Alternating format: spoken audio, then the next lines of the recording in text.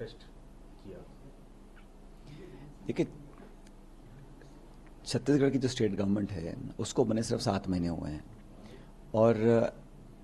आंकड़े बताते हैं कि जिस प्रकार से लॉ एंड ऑर्डर बिल्कुल कोलैप्स हो गया है, लगातार यहाँ पर घटनाएं हो रही हैं, नक्सली घटनाएं हो रही हैं, ऊपर से अत्याचार हो रहा है, मर्डर्स हो रहे हैं, फायरिंग हो रही है, रेप्स, किडनैपिंग शहरों में हो रही है और इसको काबू करने के लिए सरकार ने कोई प्रभावी कदम उठाया नहीं है। और जब आम जन, किसान वर्ग, मध्यम वर्ग के लोग जब अपने आप को सुरक्षित महसूस नहीं करते हैं तो उनकी चिंता को जाहिर करना और सरकार को सचेत करना ये हमारी जिम्मेदारी बनती है एक प्रिंसिपल विपक्ष पार्टी होने के नाते। ऊपर से 7 महीने में अब कल बजट आया केंद्र सरकार का, राज्य को कुछ खास उपलब्धि बजट के माध्यम से मिली नहीं है और मुझे लगता है कि जो बढ़ती महंगाई है उसको काबू करने के लिए दोनों सरकार फेल हो गई हैं, छत्तीसगढ़ की सरकार भी और केंद्र सरकार भी। और आज हम लोगों ने पूरे प्रदेश भर के कार्यकर्ताओं, जनता से आह्वान किया था कि सत्र चल रहा है विधानसभा का, हम यहाँ पर बढ़ती महंगाई और लचर लॉ एंड ऑर्डर सिचुएशन को मुद्दा बनाकर सरकार की नींद को खोलने का काम करेंगे। और मुझे खुशी है,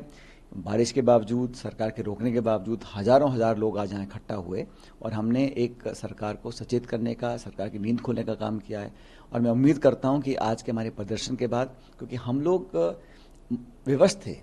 मात्र 7 महीने में सरकार की एंटी इनकम्बेंसी आने में साल, 2 साल, 3 साल लगते हैं, लेकिन इस सरकार का कोई गवर्नेंस नहीं है, इस सरकार की कोई प्रतिबद्धता नहीं है और जिन वादों को कर सत्ता में आए हैं उनको पूरा नहीं कर रहे हैं। इसलिए हम लोगों को मजबूरन सड़कों पर आना पड़ा, लेकिन जो जनभावना थी उसको प्रकट करना हमारी जिम्मेदारी, हमारा दायित्व है। सर, जहां आप लोग सड़क पे प्रदर्शन पे थे, वहीं आपके जनप्रतिनिधि लॉ एंड ऑर्डर सिचुएशन को लेकर एडजर्नमेंट मोशन भी लेके आए थे। हमको सरकार, क्योंकि हम विपक्ष में हैं, हमारा दायित्व है, हमारी जिम्मेदारी है कि गृह मंत्री से, मुख्यमंत्री से जवाब मांगे कि आपने अब तक क्या कार्रवाई करी है। क्राइम कहीं पे हो सकता है, लेकिन प्रशासन, पुलिस, सरकार, गवर्नमेंट की जिम्मेदारी बनती है कि प्रभावशाली तरीके से लोगों को एक विश्वास उनके मन में पैदा करें कि हम कार्रवाई कर रहे हैं, दोषियों को दंडित करेंगे। अब एक घटनाक्रम हुआ जहाँ सतनामी समाज को टारगेट करने की कोशिश की जा रही है और वहाँ पर कांग्रेस के लोगों को आप बंद करके जेल में डाल रहे हैं, तो आपका इंटेलिजेंस फेलियर था। कलेक्टर, एसपी मौका छोड़ के भाग गए, आगजनी हुई, तोड़फोड़ हुई, हिंसा हुई, लोग कहते हैं बाहर के लोग आए थे। तो इन तमाम चीज़ों को कवर अप करने का काम सरकार कर रही है। इसलिए सदन के अंदर और सड़क पर कांग्रेस पार्टी पूरी सक्रिय है और मुझे लगता है हमने जोरदार तरीके से अपनी मांग को आज रखा है, क्योंकि लोगों का जीवन सुलभ रहे, लोगों को सुरक्षित महसूस करने की भावना पैदा हो, ये सरकार की जिम्मेदारी प्राथमिकता से बनती है। सर, ये आगे की लड़ाई क्या रहेगी? देखो, जैसे मैंने कहा कि सरकार को सिर्फ 7 महीने हुए हैं, अभी